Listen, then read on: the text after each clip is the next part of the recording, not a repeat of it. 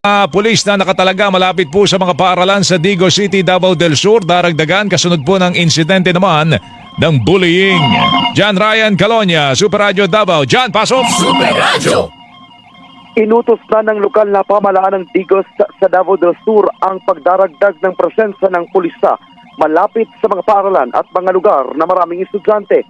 Ito ay matapos ang insidente ng bullying at pambubugbog sa dalawang estudyante na kagagawa ng mga miyembro ng isang grupo o gang.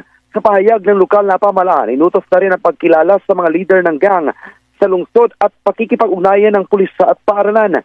Inamin ng lokal na pamahalaan na may dalawang bagong kaso ng pambubugbog na itala sa lungsod tulad ng nangyari sa loob ng Digos City National High School.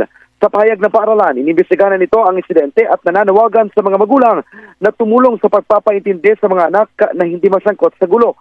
Iginiit naman ng lokal na pamahalaan ang responsableng paggamit ng social media sa mga estudyante, magulang at guro upang maiwasan ang paglaganap ng mga maling impormasyon na maaring maghatid ng panik sa publiko.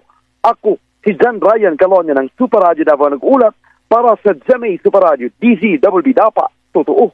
Super